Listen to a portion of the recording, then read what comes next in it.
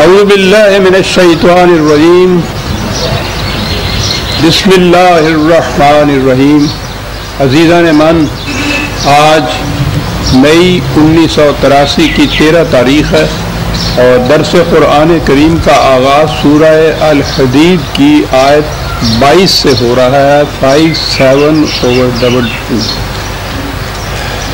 سابقہ آیت میں ایک لفظ آیا تھا تو میں نے چلتے چلتے اس کے متعلق بات کی تھی۔ ذکر چلا آ رہا تھا عذاب و مغفرت کا، جنت اور جہنم کا۔ سارے قرآن میں یہ چیز ہے کہ وہ انسانوں کے اپنے اپنے اعمال کے نتیجہ ہوتا ہے، وہ جو جنت وہ جہنم۔ تو اس آیت میں یہ چیز جنت کے متعلق ارضھا کارض السماء والارض، یہ کہنے کے بعد ذالک فضل اللہ ہے یؤتیہ من یشاء، کہ یہ اللہ کا فضل ہے، وہ جسے چاہے دے۔ یہ ترجمہ ہوتا ہے من یشاء کا، یہ ایک جگہ لفظ نہیں ہے، یہ تو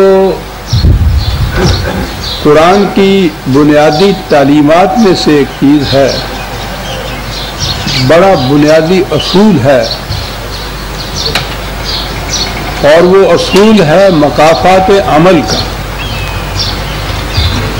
ہر شخص کو اس کے عمل کا نتیجہ ملے گا۔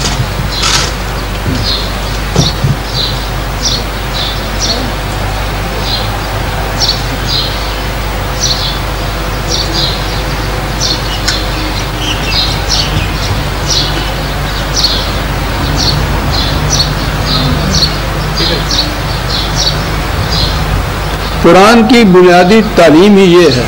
قرآن کی کیا، یہ سارا سلسلہ رشد و ہدایت جو شروع کیا خدا نے، انسانوں کو پیدا کیا، اس کے بعد اپنی طرف سے ہدایات نازل کی، سلسلہ انبیاء کرام نازل کیا، کشمکش حق و باطل ہوئی، یہ سارا اس لیے،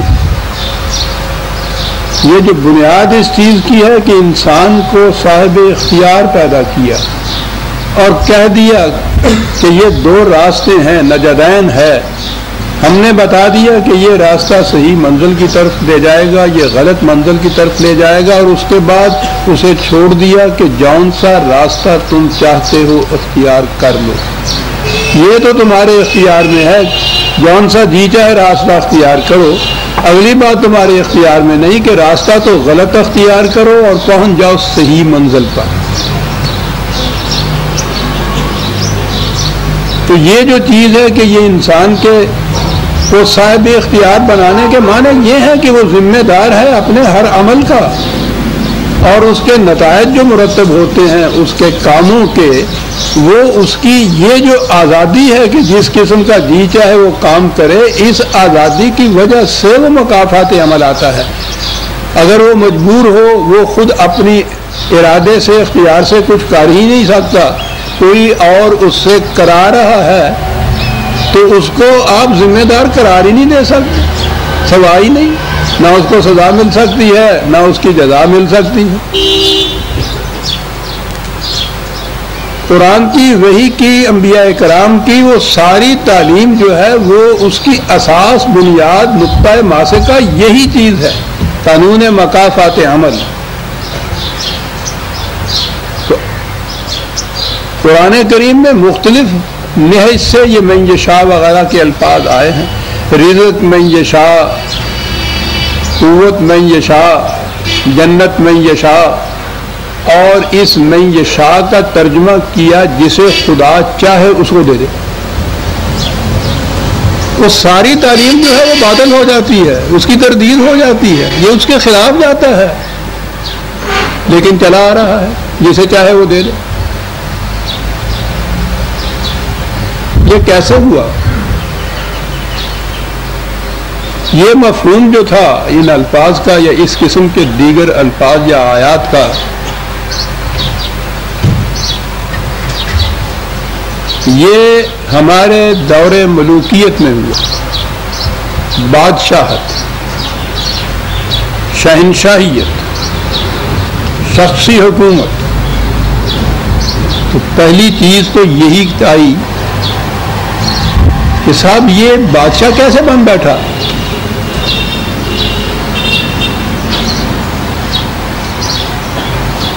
لوگ بہرحال مسلمان تھے،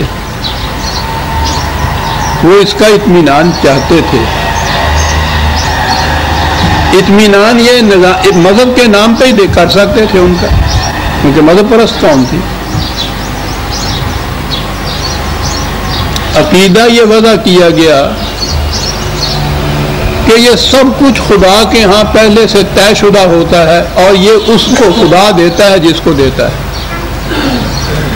سلطنت بھی جس کو چاہتا ہے دیتا ہے، جس سے چاہتا ہے چھین لیتا ہے۔ دولت جس کو چاہتا ہے دیتا ہے، جسے چاہے غریب بنا دیتا ہے، جسے چاہے محتاج کر دیتا ہے، جسے چاہے ککھوں لکھی بنا دیتا ہے، جنہوں کہندے ہو تسی، جسے چاہتا ہے۔ اب وہ سارا جو نظام تھا نا کہ اس نے کچھ قوانین مقرر کر دیے ہیں اور کہہ دیا ہے کہ جس قسم کا راستہ تم اختیار کرو گے اسی قسم کا نتیجہ تمہارے سامنے آئے گا۔ وہ جو بنیاد تھی وہ اصل اور بنیاد ساری اکھڑ گئی اپنے ہاں سے، جب یہ بات ہو گئی کہ تم نہیں، تمہارا اختیار و ارادہ نہیں، وہ خدا جسے چاہے وہ دے دے سا۔ کاہے کے لیے یہ وضع کیا گیا عقیدہ قرآن کی اتنی کھلی ہوئی ساری تعلیم کے خلاف، کہ وہ جو پہلی چیز یہ کہ وہ جو قرآن کی روح سے تو کوئی شخص بھی زبردستی قوت کے زور پہ سلطنت حاصل ہی نہیں کر سکتا، اسے تو وہ استبداد کہتا ہے، اسے تو وہ فرعونیت کہتا ہے۔ اب یہ جو حاصل کی اس طرح سے، اس کے لیے شرعی یا مذہبی جسٹیفیکیشن کس طرح سے ہو، وہ آگے یہ حضرات حامان کا جنود عقیدہ وضع کر دیا کہ یہ انہوں نے نہیں زبردستی لی، یہ تو خدا دیتا ہے جس کو چاہے وہ دے دے۔ ان کے خلاف حرف شکایت زبان پر لانا خدا کے خلاف شکایت ہو جائے گی، اور خدا کے خلاف شکایت کرنے والا بندہ پھر پوچھو نہیں اس کا کیا اثر ہو جائے گا۔ یہ کہنا یہ بنیاد بن گئی عقیدے کی کہ یہ سب کچھ خدا کی طرف سے ہوتا ہے، انسان کا اس میں کوئی اختیار نہیں ہوتا۔ آپ غور فرمائیے کہ اس ایک چیز نے کہ انہوں نے ملوکیت یا بادشاہت استبداد اور قوت کے زور پہ حاصل کی تھی، اس کے بعد پھر آپ کا مذہب کیا سے کیا ہوتا چلا گیا۔ پہلی چیز تو یہ ہو گئی۔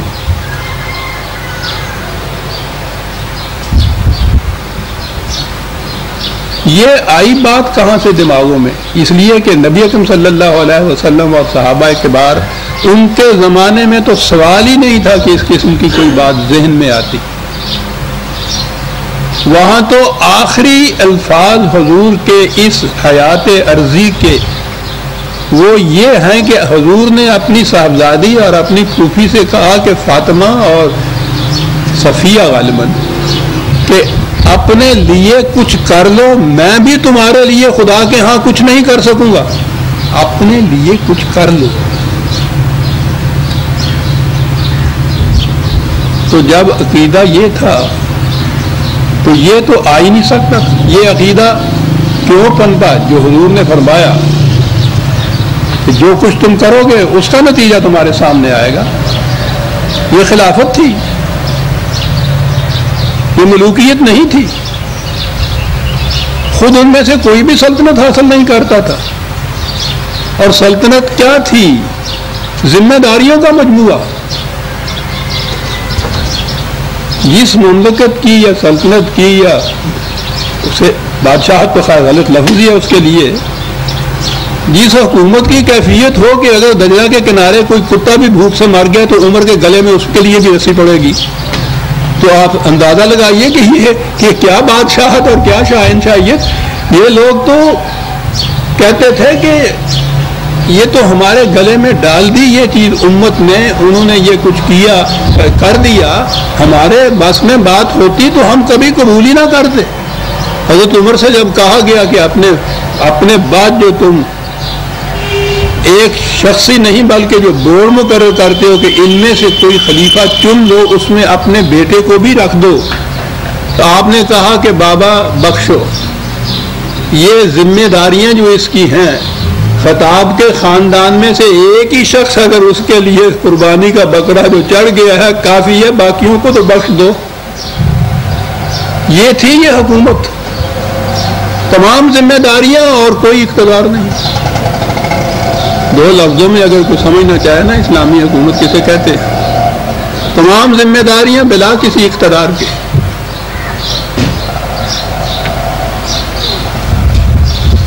تو اس زمانے میں تو یہ عقائد ہی نہیں آ سکتے تھے۔ پہلے تو ضرورت پیش آئی ملوکیت کو کہ اس انداز سے قوت کے زور پر سلطنت حاصل کرنے کی وجہ جواز کیا دی جائے، جسٹیفیکیشن کیا دی جائے۔ کوئی جسٹیفیکیشن نہیں حاصل ہو کرتی تھی۔ رعایا مسلمان تھی، اب رعایا انہوں نے کہنا شروع کر دیا، امت مسلمان تھی، مذہب کے نام پہ ہی ان کو گمراہ کیا جا سکتا تھا۔ میں سمجھتا ہوں بات دور نکل جائے گی۔ عربوں کی تو یہ کچھ سرشت کے خلاف تھا اس قسم کا، وہ بڑے صاحب اختیار ہوتے تھے، اور عام طور پہ یہ صحرائی لوگ اس قسم کے جو بدو ہوتے ہیں وہ مجبور نہیں، بڑے خوددار ہوتے ہیں اور بڑے آزاد ہوتے ہیں۔ یہ بدویت کا عقیدہ ہو نہیں سکتا تھا۔ یہ کہاں سے آیا؟ ایران سے آیا۔ عباسیوں کے دور میں ایرانی تو خیر پہلے ہی اسلام لے آئے تھے اپنی سازش کے لیے۔ یہ برام کا بہت بڑا خاندان تھا ایران کا۔ اس زمانے میں یہ جو مذہبی موغ یا پیشوا ہوتے تھے، یوں تو بادشاہ یا شہنشاہ کے بعد ان کا نمبر آتا تھا، لیکن فی الحقیقت سلطنت کے امور میں سب سے بڑا نمبر ہی ان کا ہوتا تھا۔ بادشاہ بھی گویا انہی کی مرضی کے تابع چلتا تھا۔ یہ برام کا یہ موغ تھے، یہ آئے اسلام لا کے اور یہاں آ کے وزیر اعظم بھی ہو گئے اور سب کچھ اقتدار جو تھا ان کے ہاتھ میں آ گیا۔ یہ برامتا کے خاندانوں کے ہاتھ میں۔ لباس تو انہوں نے اسلام کا اوڑا ہوا تھا، بدلہ یہ اسلام سے لینا چاہتے تھے۔ میں نے اپنی کتاب شاہکار رسالت کے آخری باب میں بڑی وضاحت سے یہ تاریخ لکھی ہے کہ یہ کیسے بدلہ لیا گیا ان کا۔ انہوں نے یہ عقائد جتنے تھے ایرانی بادشاہت کے زمانے کے اور موغوں کے اور بادشاہ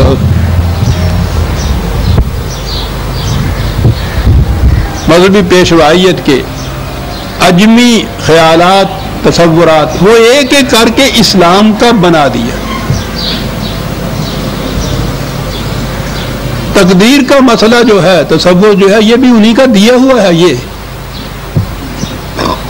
ایرانیوں کے مجوسیت کا جو مذہب یا زرتشتیت جسے کہتے ہیں، اس کی بنیاد تقدیر تھی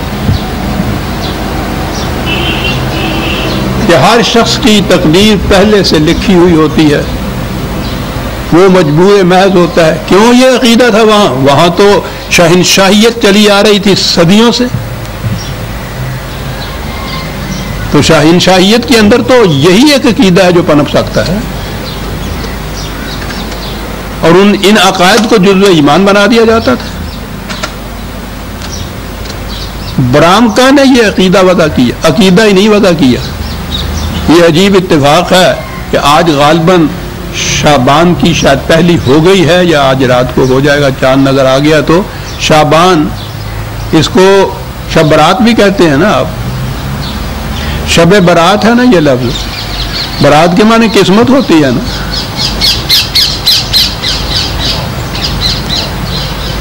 یہ قسمت کی رات کیا ہے؟ ایرانی آتش پرست ہے نا، یہ آتش بازی کیوں چلتی ہے اس رات کو؟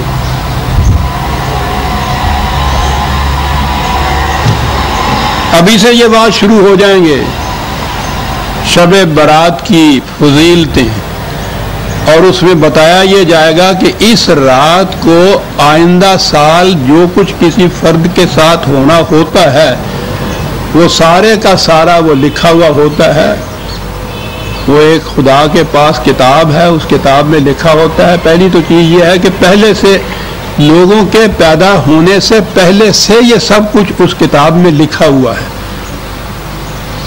اور پھر جس طرح سے سال کا بجٹ بنتا ہے نا، یہ جو شعبان کی رات ہے 14 تاریخ کی، اس رات کو پھر ایک ایک فرد کا الگ الگ، وہ فرد ہی اس کو کہیے، ہمارے ہاں بھی فرد ہی کہتے ہیں اس کو، اس کا الگ الگ حساب الگ کر کے رکھ دیا جاتا ہے. تو وہ مشہور ہے نا کہ وہ بہت بڑا درخت ہے، اس درخت کے نیچے یہ تقدیر کا فرشتہ تھال لے کے کھڑا ہوتا ہے، جس نے اگلے سال مر جانا ہوتا ہے اس کا پتا اوپر سے گر جاتا ہے، اس تھال کے نیچے آ جاتا ہے. اس قسم کی چیزیں، یعنی یہی عقیدہ جو ہے انسان کے مجبور ہونے کا، تقدیر کا عقیدہ، یہ مجوسیوں کے مذہب کا جز تھا، بنیاد تھی.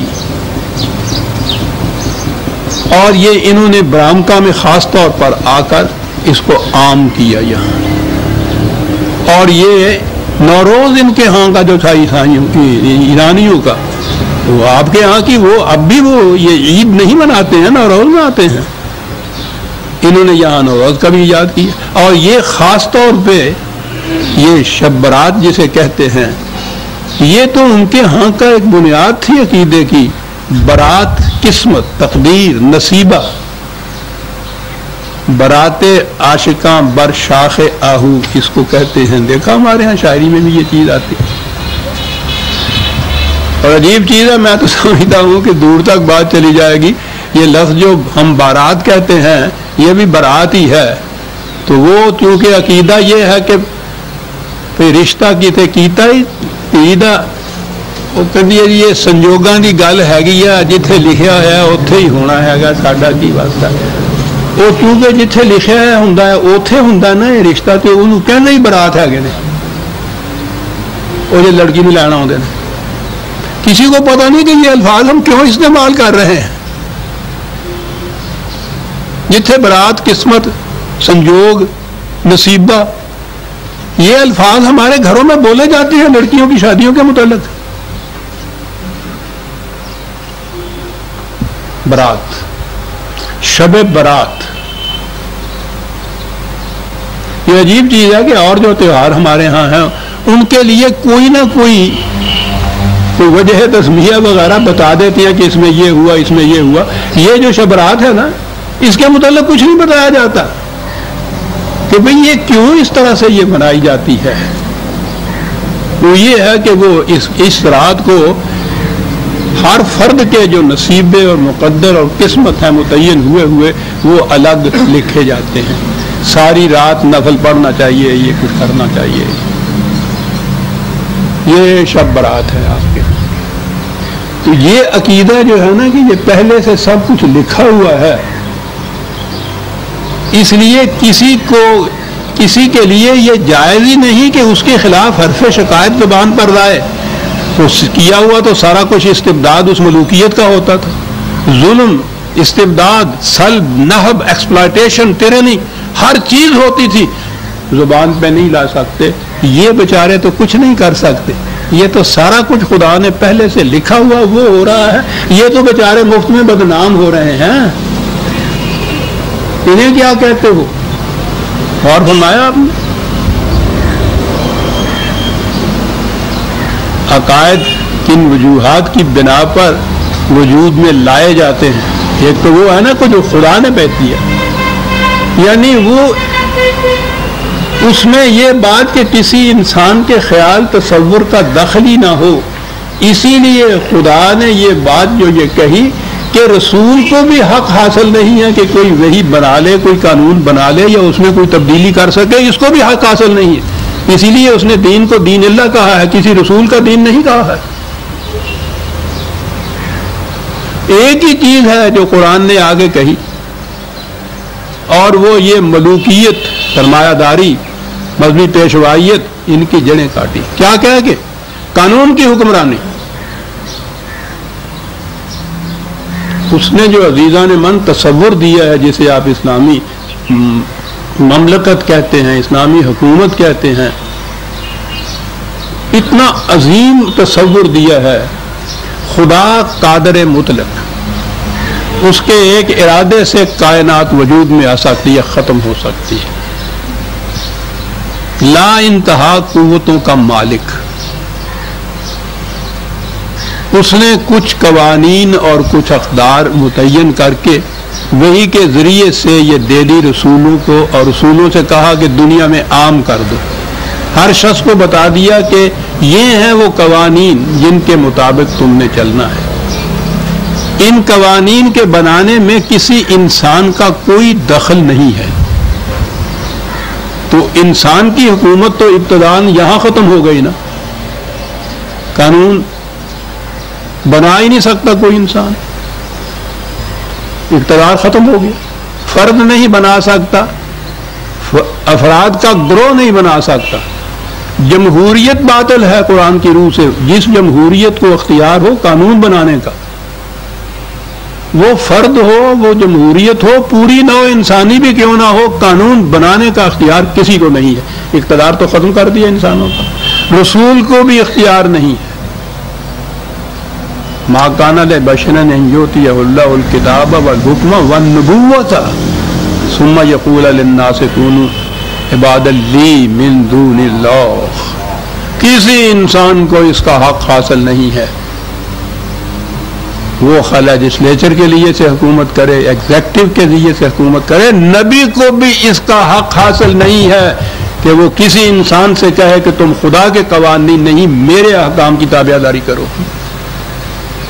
پوچھتے ہیں اسلامی حکومت کہتے کس کو؟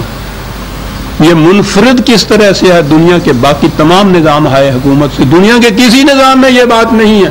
کوئی بھی نظام لے لیجیے، بہترین نظام آپ جمہوریت کا لا رہے ہیں نا، وہ کیا ہے؟ فرد کی ڈکٹیٹرشپ نہیں ہے، ایک گروپ کی ڈکٹیٹرشپ ہے۔ ایک ممبر زیادہ ادھر آ جائے 51 کا 49 جو ہے ان کے اوپر ڈکٹیٹوریل پاور ایکسرسائز کرتے ہو گروپ، اور وہ فرد ہو یا گروپ ہو، جہاں آپ قانون سازی اختیار آپ نے انسانوں کو دیا، ڈکٹیٹرشپ کام ہوگا۔ بنیاد یہ ہے۔ اب اگلی چیز ہے اور منفرد،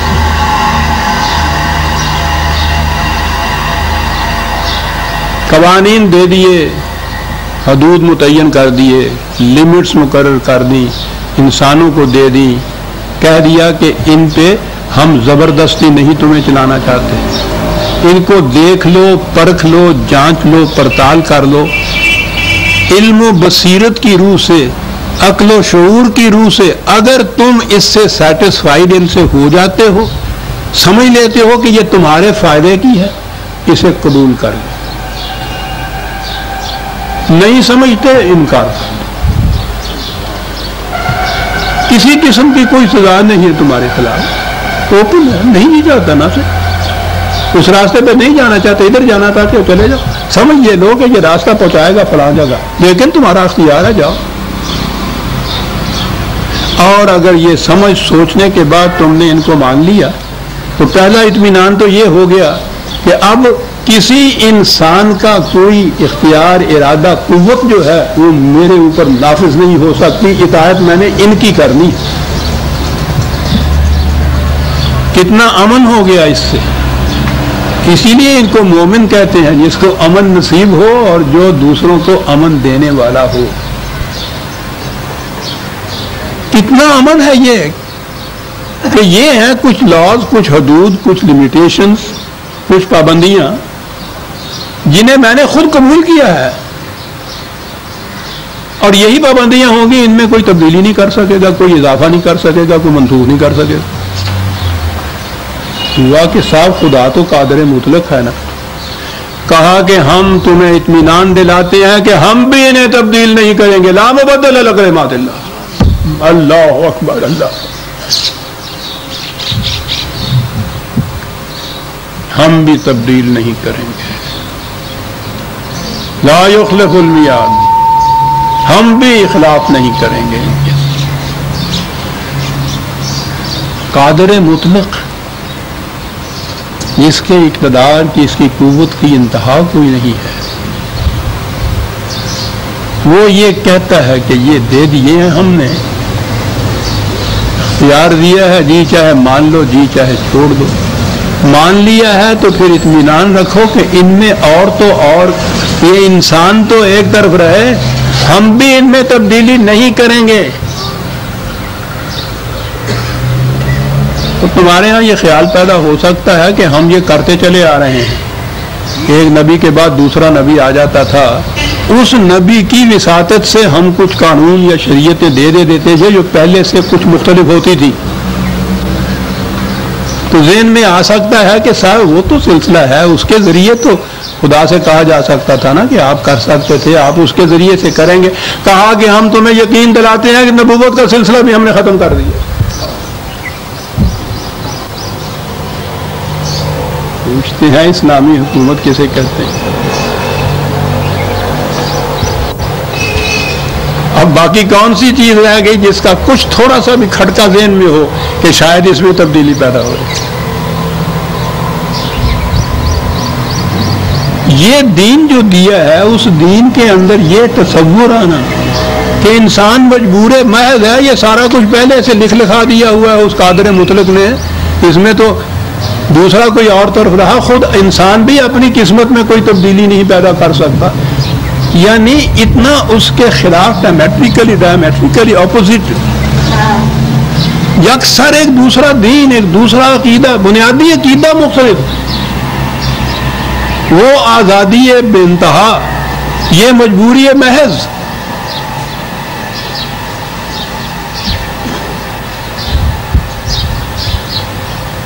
اور پھر اس کا نام اسلام رکھا گیا۔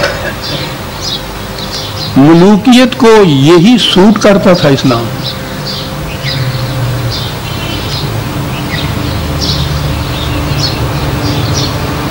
ملوکیت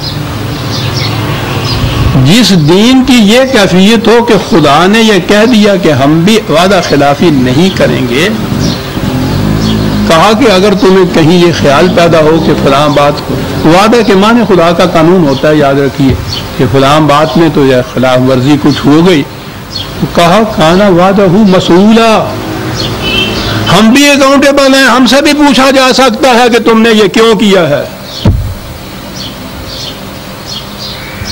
دنیاوی صاحب اقتدار تو ایک طرف رہا، وہ قادر مطلق ہوتا ہے، پوچھا جا سکتا ہے۔ میں اس لیے کہہ رہا ہوں عزیزان من کہ یہ ذہن میں آ جائے کہ یہ بالکل متضاد قسم کا جو آپ کے یہاں مذہب ایجاد ہوا، یہ کیوں ہوا، کیسے ہوا؟ ان کو سوٹ کرتا تھا، انہوں نے جو سازش کی تھی پہلے تو عام طور پہ ہی وہ جتنے بھی لوگ ادھر سے آئے ہیں ایران کی طرف سے جنہوں نے آ کے اسلام قبول کیا، یہ سارا جتنا بھی آپ کا موجودہ مذہب ہے یہ سارا ان کا تخلیق کردہ ہے، احادیث کی روح سے، فقہ کی روح سے، ان تصورات اور عقائد کی روح سے، ملوکیت کے تابع زندگی عین اسلام۔ ان کا نام بھی وہ حضرت عمر رضی اللہ عنہ، عمر، ابو بکر، عثمان، علی رضی اللہ تعالیٰ عنہ، ان کو بھی خلفاء، اور یہ جو تھے سارے بادشاہ ملوکیت کے آپ کے ہاں یہ بھی خلفاء، خلیفہ ہارون رشید کہتے ہیں نا آپ۔ اور یہ سارا اسلام اس دور کے اندر بنا جب میں نے عرض کیا کہ بنیاد اس کی جو تھی وہ قسمت اور تقدیر تھی، جس کی روح سے کوئی بھی جتنا جی چاہے ظلم اور استبداد کر لے وہ اکاؤنٹیبل نہیں ہو سکتا تھا، اس سے پوچھا نہیں جا سکتا تھا، کیونکہ وہ تو مجبور محض تھا، یہ تو سب کچھ خدا نے اس کو دیا ہے، اور جو کچھ وہ کرتا ہے وہ خدا کی منشا کے مطابق کر رہا ہے، وہ تو مجبور محض ہے بیچارہ۔ غور فرمایا، ذہن میں تصور بھی نہیں آ سکتا ان کے خلاف کچھ سوچنے کا، کرنا تو ایک طرف رہا، سرکشی اور بغاوت کے تمام امکانات کو ختم کر کے رکھ دیا ایک عقیدے نے، اور پھر جس انداز سے منایا انہوں نے، آپ سوچئے نہ وہ عباسی سلاطین رہے، نہ وہ برام کا وزراء رہے، نہ اس زمانے کے مذہبی پیشوا رہے، لیکن یہ عقیدہ آپ کے ہاں چلا آ رہا ہے، شب برات آپ اسی طرح سے مناتے چلے آ رہے ہیں۔ میں نے مثال کے طور پہ شب برات کرا، ورنہ سارا ہمارا اسلام مذہب ہی ہمارا جو ہے وہ اس تقریر کے مسئلے کے اوپر جاتا ہے. یوتی ہے من یشاء، جسے چاہتا ہے وہ دے دیتا ہے.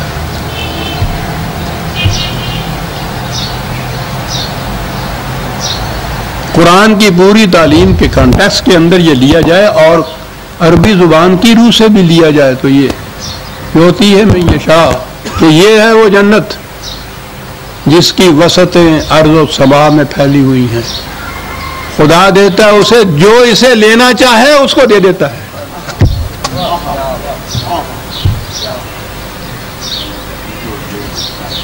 من یشاء بڑے سادہ سے دو لفظ ہے عربی زبان کے. کسی عربی جاننے والے سے پوچھ لیجئے کہ صاحب یہ معنی اس کے ہے یا نہیں. ٹھیک ہے، یہاں بھی کتنا بڑا اختیار دیا ہے. جہنم میں وہ نہیں جاتا جس کو وہ چاہے جہنم میں جو اسے لینا ہی نہ چاہے وہ تو سیدھی بات ہے کہ صاحب یہ میں لینا ہی نہیں چاہتا تو پھر وہ جہنم ہو گئی. جو لینا چاہے اسے ہم دیتے ہیں. اب لینے کے لیے اس نے کچھ قاعدے قانون مقرر کر دیے، اسی بات. جو بھی آئے اس کو بہرحال سفر کرنا ہے تو ٹکٹ لینا ہوگا، اسٹیشن پہ پہنچنا ہوگا، سیٹ ریزرو کرانی ہوگی، اس گاڑی میں بیٹھنا ہوگا جو کراچی جانا ہے، جو کراچی کی طرف جانے والی ہے، پشاور والی گاڑی میں نہیں. پھر وہ کہہ دے گی حکومت کے ہم اسے کراچی پہنچا دیں گے جو کراچی جانا چاہے گا.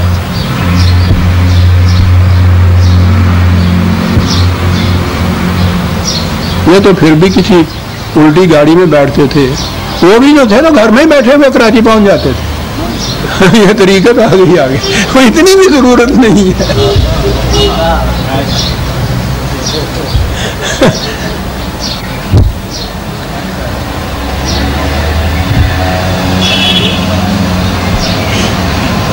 یوتی ہے من یشاء،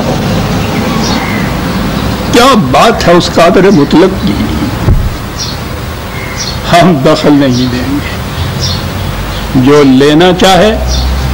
پھر یہ بات نہیں ہے کہ جو لینا چاہے لے لے، ہوتی ہے ہم دیں گے اس کو جو لینا چاہے.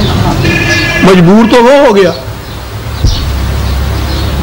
جب آپ نے قاعدے کے مطابق ٹکٹ خرید لیا، ریزرویشن کرا لی، وہ گاڑی آ گئی جس میں آپ نے جانا ہے، اس میں بیٹھ گئے، اس کے بعد آپ کو جنرل مینیجر تک بھی وہاں سے اٹھا نہیں سکتا. میں نے قاعدے اور قانون کے مطابق یہ سیٹ لی. یوتی ہے من یشاء. کیا کروں بیٹا عزیزان من، کیا کیا چیزیں قرآن کی عرض کروں آپ کے ساتھ.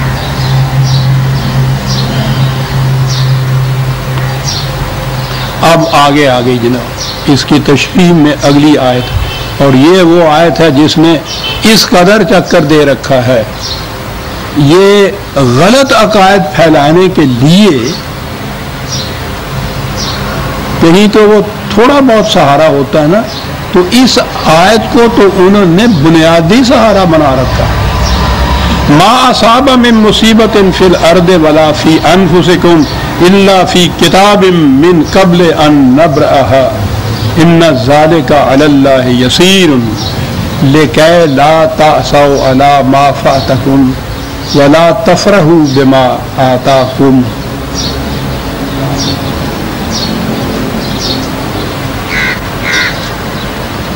کوئی ترجمہ اٹھائیے اور پھر دیکھیے کہاں جا پہنچی.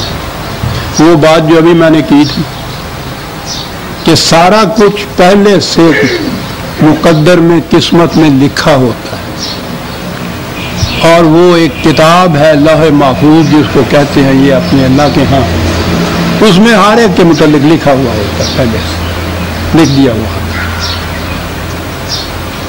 اور ترجمہ پھر اس آیت کا، کوئی مصیبت جو باہر کی دنیا میں آئے، فی الارض آئے، ولا فی انفسکم تمہارے اپنی ذات کے اندر یہ آئے، وہ الا فی کتاب من قبل ان نبرأ اس مصیبت کے پیدا ہونے یا نمودار ہونے سے پہلے ہی کتاب میں لکھی ہوئی ہے وہ. میں عرض کر رہا ہوں کہ اس کا پھر وہ عام ترجمہ کر کے میں یہ شاہ کو تقویت کیسے پہنچ رہی ہے، پہلے سے لکھی ہوئی ہوتی ہے. بھئی یہ کیوں لکھ دی پہلے سے یہ سارا کچھ؟ وہ اس لیے ہاں ان ذالک علی اللہ یسیر، یہ اللہ کے لیے بڑا آسان تھا، اس لیے کہ وہ تو علیم ہے، اس کا علم تو لا منتہا ہے، عالم الغیب ہے، ہر ایک کے متعلق وہ جانتا ہے کہ اس نے کیا کرنا ہے کیا نہیں کرنا ہے.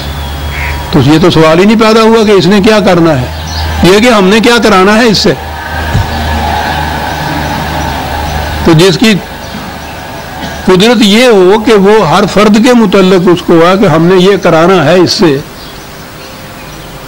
اور اس کا پھر علم ہو سارا ہی اس کو، تو اس کے لیے مشکل کیا ہے کتاب میں یہ لکھ دینا. کہا کہ دیکھیے کیا دیا اللہ نے، کہ بڑا آسان ہے ہمارے لیے. کاہے کے لیے یہ کیا؟ لِکَیْ لَا تَأْسَوْا عَلَىٰ مَا فَاتَکُم، اس لیے کہ تمہیں جو نقصان پہنچ جائے اس کے اوپر پھر رنج نہ کرو، تم افسوس نہ کرو. تو جب کرو گے نا، جب یہ چیز ہوئی کہ فلاں شخص کے ہاتھوں یہ نقصان پہنچ گیا، اس نے مجھے تکلیف پہنچائی، وہ مار کے لے گیا، یہ ظلم کرتا ہے، تعدی کرتا ہے، یہ جو ہم نے تمہیں بتا دیا نا کہ یہ پہلے سے لکھا ہوا ہے، یہ اس لیے بتا دیا کہ ایسے موقع کے اوپر تم خام خواہی اپنے آپ کے اندر پریشان نہ ہونا شروع کر دو. اس نے کچھ نہیں کیا ہے، ہم نے یہ سب کچھ کیا ہوا ہے، تاکہ تم اپنی تکلیف مصیبت نقصان سے تمہارے اوپر یہ اثر نہ ہو جائے کہ تم اس میں دل برداشتہ ہو جاؤ، گلہ کرنے لگ جاؤ، افسوس کرنے لگ جاؤ. بالکل نہیں. یہ دیکھا، یہ ہر قسم کی ظلم اور تعدی اور سلب اور نہب اور ایکسپلائٹیشن، ہر قسم کی چیزوں سے مطمئن کر دیا محتاج کو، غریب کو، بھوکے کو، مصیبت زدہ کو، کہ آتی ہیں مصیبتیں آتی رہے. وہ جو کہا جاتا ہے کہ وہ ان کے جسم میں معاذ اللہ کیڑے پڑ گئے تھے، تو وہ ایک کیڑا گر جاتا تھا تو اٹھا کے پھر زخم میں رکھ لیتے تھے. اور پھر ہمارے ہاں کا شاعر، مرضی یار کے خلاف نہ ہو، لوگ میرے لیے دعا نہ کریں، تاکہ تمہیں اس کا افسوس نہ ہو کہ یہ مجھ پہ مصیبت کیوں آ گئی. عقیدہ جو تمہارا ہو گیا کہ یہ تو پہلے خدا نے لکھ رکھی تھی، جو اس کی طرف سے تو نہیں آئی. وَلَا تَفْرَحُوا بِمَا آتَاكُمْ، اور پھر جو کچھ مل جائے تو اس کے اوپر بھی خام خواہ متکبر نہ تم ہو جاؤ، یہ بھی اسی کی طرف سے وہ دیا ہوا. یہ تو چھوڑ دیجئے، کون نہیں متکبر ہوتا. اصل چیز تو یہ تھی کہ وہ جو مار پڑے تمہیں اس قدر، اس کے خلاف حرف شکایت زبان پہ نہ لاؤ. عقیدہ یہ رکھ دیا کہ پہلے سے کتاب خداوندی میں تو لکھا ہوا تھا، اور اس کو کوئی ٹال نہیں سکتا، اس کو کوئی بدل نہیں سکتا. اس کے خلاف میں نے یہ کیا کہا. وہ جو وارنٹ گرفتاری لے کے آتا ہے وہ سپاہی، اس سپاہی کے خلاف کیا رنج اور اس کے خلاف کیا گلا. وہ تو لے آتا ہے کسی اتھارٹی کی طرف سے ایک پروانہ لے کے آتا ہے. اس نے جو تکلیف پہنچائی، مجھے نقصان پہنچایا ہے، تو اس میں اس کا کوئی قصور نہیں ہے. اس لیے جب یہ عقیدہ تم رکھ لو گے کہ اس خدا کی طرف سے ہے، تمہیں کسی تکلیف، کسی رنج، کسی نقصان کا اثر دل پہ نہیں ہوا کرے گا، تمہیں افسوس تک بھی نہیں ہوا کرے گا. رکھ لو یہ عقیدہ، بن جاؤ پتھر. پھر محسوس تک نہ کرو اس کے خلاف، مرضی یار کے خلاف نہ ہو. جی مفہوم تو میں بعد میں عرض کروں گا. ان کی صورت یہ ہے کہ جہاں تک حسب منشا ہوتا ہے نا، وہیں تک قرآن کی آیت لیتے ہیں، حتیٰ کہ آدھی آیت ہی لے لیتے ہیں، آدھی چھوڑ دیتے ہیں. تو وہ آیت کا تو آپ کو پتہ ہی ہے. یہ نکاح کے وقت میں نکاح نامے کے اوپر بھی لکھی ہوئی ہوتی ہے. آیت یہ ہے وَإِنْ خِفْتُمْ أَلَّا تُقْسِطُوا بَيْنَ النِّسَاءِ، ہے یہی ہے نا جی. پہلا ہے اگر تم یہ محسوس کرو کہ یہ جو مونوگیمی ہے، ایک بیوی کے ساتھ انصاف نہیں کر سکو گے تم عورتوں کے ساتھ، یتیموں کے ساتھ. میں اس کا مفہوم نہیں بیان کر رہا، میں کہہ رہا ہوں کہ یہاں سے آیت شروع ہوتی ہے کہ اگر یہ صورت ہو پیدا کہ تم انصاف نہ کر سکو، تو پھر اس کے لیے ایک راستہ ہے تمہارے ہاں کی اجتماعی مشکل کا کہ ایک سے زیادہ بیوی کرنا۔ یہ ہے آیت۔ نکاح خواہ کو کبھی سنیے گا وہ پہلا ٹکڑا پڑھتا ہی نہیں ہے، فَانكِحُوا مَا طَابَ لَكُم مِّنَ النِّسَاءِ أَرْبَعَةٌ، یہیں سے شروع کرتا ہے۔ یعنی یہ نہیں کہ اگلی آیت ہے اسی آیت کا آدھا حصہ۔ نکاح نامہ جو چھپا ہوا ہے اس میں آپ دیکھیے گا، اس میں بھی یہ آدھا ہی حصہ چھپا ہوا ہوتا ہے۔ کچھ ایسی تحریف بھی کبھی آپ نے دیکھی ہے؟ وہ لوگ تعریف کرتے تھے، وہ یا یہودی یا عیسائی، تو وہ پوری کی پوری آیت ہی غائب کر دیتے تھے اور کہتے تھے کہ یہ تھی آیت۔ تو ٹھیک ہے، کوئی اس کو ڈیٹیکٹ ہی نہیں کر سکتا۔ یہاں قیامت یہ ہے کہ وہ کہنے والا حافظ قرآن ہوتا ہے، سارا قرآن حفظ ہوتا ہے، ہر ایک کے ہاتھ میں قرآن کا نسخہ ہوتا ہے، اور اس کے بعد یہ آدھی آیت ہے اس کو لیے چلے جا رہے ہیں۔ تو ہوتا ہی یہی۔ میں عرض کر رہا تھا کہ یہاں تک تو آپ نے دیکھا، میں مفہوم بعد میں عرض کروں گا اس کا کیا ہے۔ ساتھ ہی پڑا ہوا ہے کہ یہ لوگ ہیں الذین یبخلون ویامرون الناس بالبخل، یہ وہ لوگ ہیں جو ساری کی ساری دولت کو سمیٹ کے اپنی ملکیت سمجھ لیتے ہیں اور پھر خود ہی یہ نہیں کرتے، اس خیال سے کہ لوگ متعول نہ ہمیں کرے، اس قسم کا نظام قائم کر دیتے ہیں کیپٹلزم کا کہ سب یہی کرو۔ وَمَن يَتَوَلَّ، یاد رکھو جو صحیح نظام سے اس طرح سے گریز کی راہیں نکالے گا پھر اس کی جگہ دوسری قوم ہم لے آئیں گے، یہ بھی آگے لکھا۔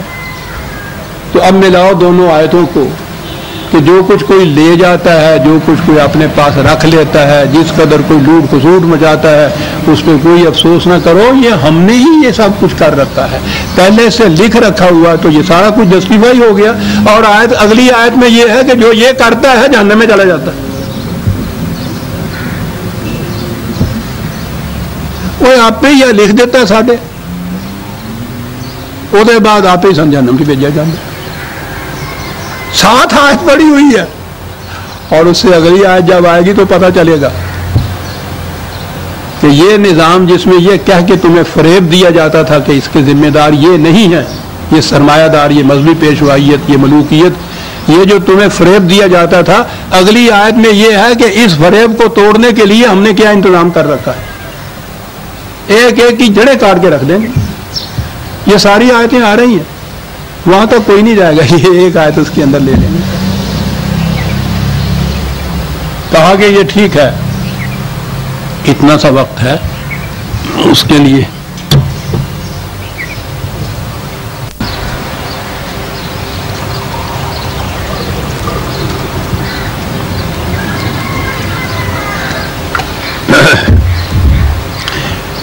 کہا جہاں تم نے رہنا ہے اس دنیا کے اندر، یہاں یہ کچھ ہوگا، خارجی حوادث بھی آئیں گے، زلزلے، سیلاب، جھکڑ، قحط سالی۔ خود ایک فرد کی زندگی میں بھی ایسا ہو سکتا ہے، اپاہج ہو جائے، لنگڑا ہو جائے، لولا ہو جائے، کام کرنے کی طاقت نہ رہے۔ فرد میں بھی ہو سکتا ہے، خارجی دنیا میں بھی یہ چیزیں ہو سکتی ہیں۔ یہ جو چیز ہوگی اس سے اثر پڑے گا تمہارے رزق کے اوپر۔ باہر کی دنیا میں ہوگا تو اجتماعی طور پر رزق کی تنگی ہو جائے گی، افراد میں یہ بات ہوگی تو اس فرد کے اوپر جو مصیبت آئی ہے اس سے وہ بیچارہ بڑی مصیبت میں، تکلیف میں زندگی بسر کرے گا۔ جس کو کسی طرح سے زیادہ اس نے لوٹ خسوٹ کے حاصل کر لیا، وہ اس سے بخل کرے گا، اپنی ملکیت سمجھ لیجیے۔ کہا یہ جو تکلیفیں ہوں گی، تمہیں نقصانات پہنچیں گے، وہ اس لیے پہنچیں گے کہ یہ نظام اس قسم کا ہے کہ جس میں ہر فرد جو ہے وہ اپنی اپنی ذمہ داریوں کے لیے آپ ذمہ دار ہے، کسی کی مصیبت میں کوئی دوسرا ہاتھ بٹانے والا نہیں۔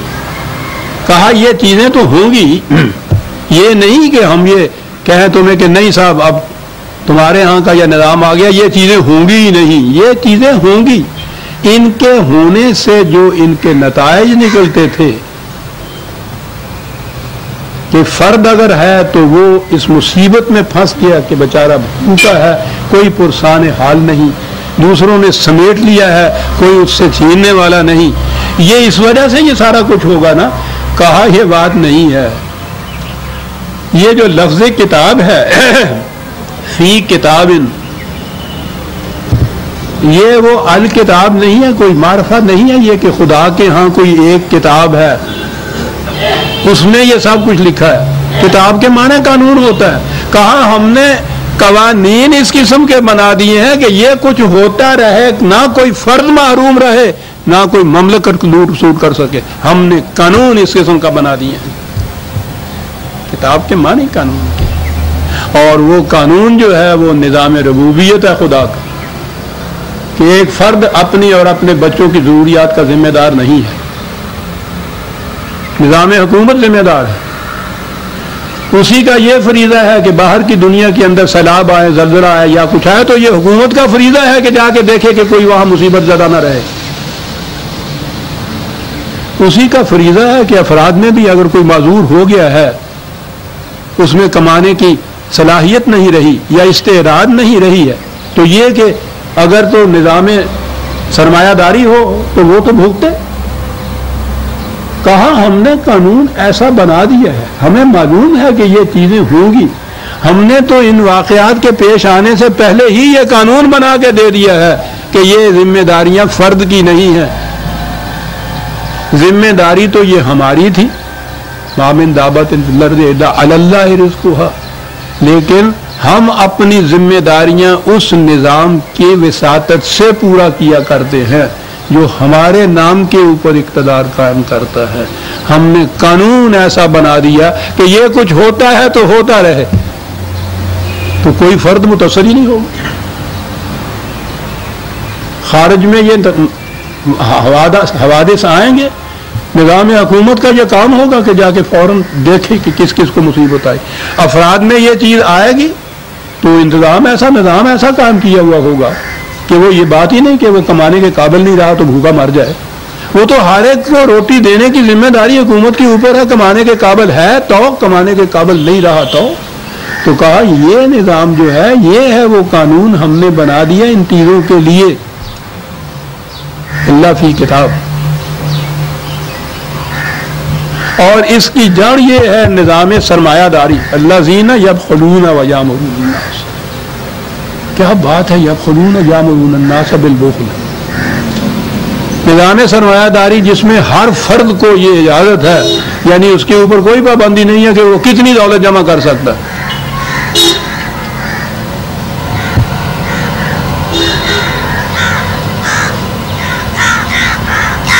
کہا یہ ہے وہ لوگ. اب ایک فرد یہ کرے تو اس فرد کی بات ہے.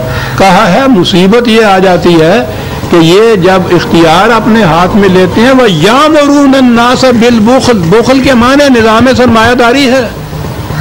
انفرادی طور پر جتنا جی چاہے تم اکٹھا کر لو مال و دولت، یہ ہے نا نظام سرمایہ داری. اسی کو بخل کہتے ہیں عربی میں.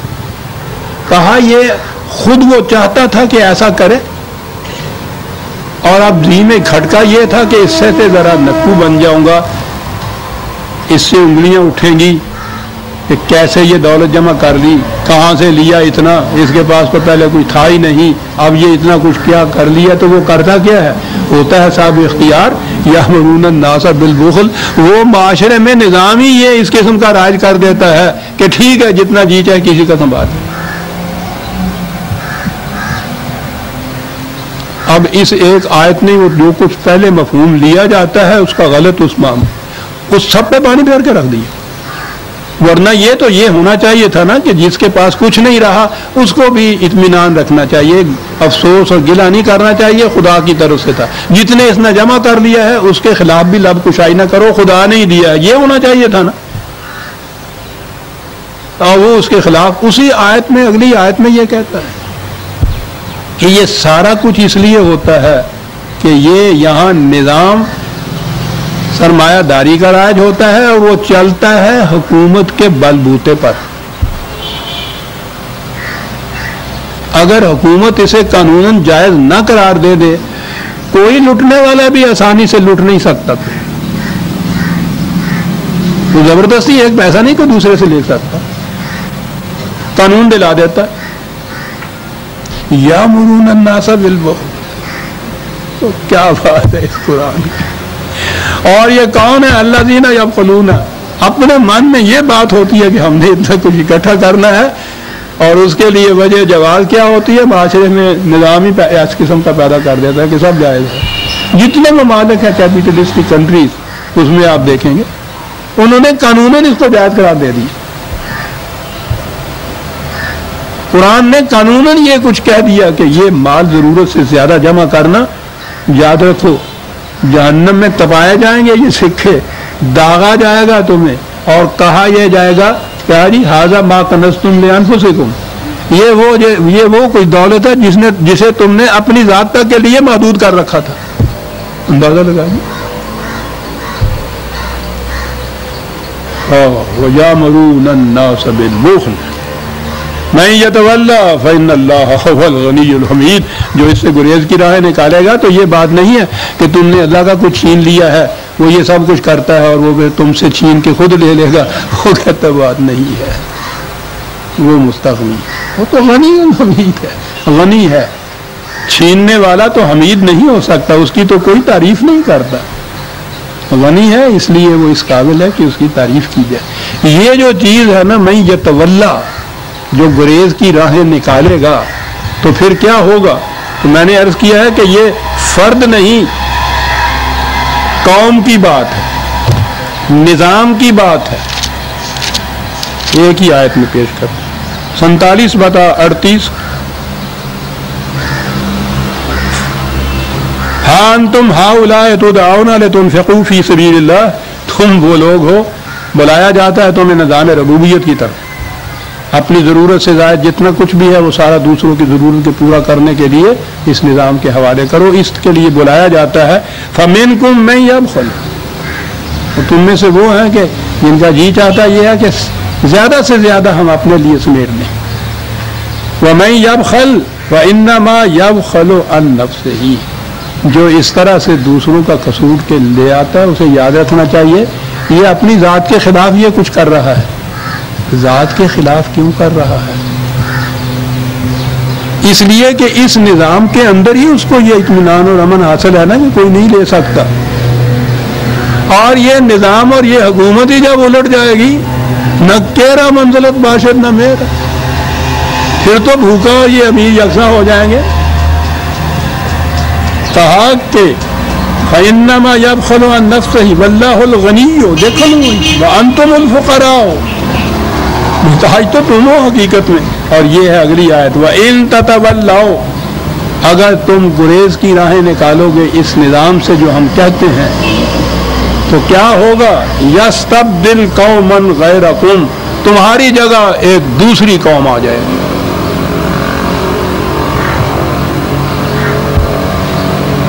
کیسی ہوگی؟ ثم لا یکونوا امثالکم، وہ تمہارے جیسی نہیں ہوگی۔ قوم بدل رہی ہے، دوسری وہ آ رہی ہے جو اس جیسی قوم نہیں ہوگی۔